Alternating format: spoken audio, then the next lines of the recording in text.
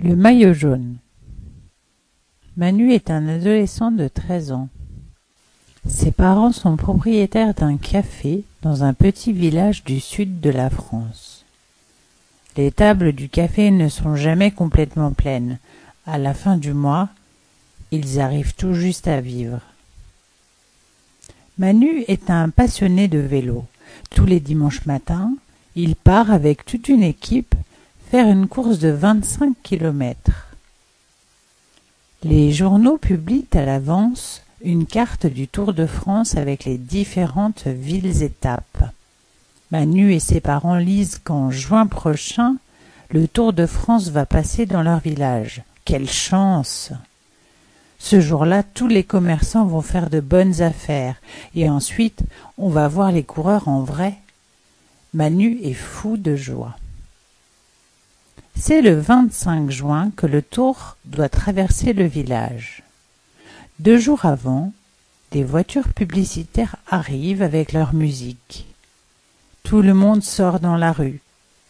Il y a des distributions de cadeaux, des casquettes, des bonbons, des boissons fraîches, des souvenirs. Il y a déjà une grande animation. On attend les premiers coureurs vers 15 heures. Dès midi, on vient de toute la région pour les voir passer. Les rues sont pleines de monde. On parle à des gens qu'on ne connaît pas. Vous avez vu, l'épreuve dans la montagne a été très difficile. Il pleuvait, la route était glissante et il faisait froid. C'est vrai, mais l'épreuve dans le Midi a été difficile aussi à cause de la grosse chaleur. Il fallait lancer des seaux d'eau sur les cyclistes pour leur donner un peu de fraîcheur. L'attente est longue avant l'arrivée des premiers vélos. La terrasse du café est pleine. Manu et ses parents n'arrêtent pas de courir pour servir les clients. Pour Manu et ses parents, comme pour tous les commerçants du village, c'est un jour très important. C'est le jour où ils gagnent le plus d'argent.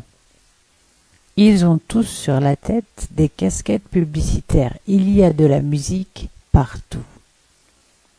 Le premier peloton passe en quelques secondes sous les bravos de la foule. Ils roulent si vite et si serré qu'il est impossible de les reconnaître. Pendant 1 heure, d'autres passent. Lorsque les retardataires arrivent, la fête semble déjà finie. Les gens sont heureux. Ils ont assisté à un événement sportif important, une vraie fête. Tous vont regarder à la télévision l'arrivée du Tour à Paris sur les Champs-Élysées. Le vainqueur du Tour va recevoir sa plus belle récompense, le maillot jaune. Manu et sa famille sont comme beaucoup de Français. Ils se passionnent pour le Tour de France.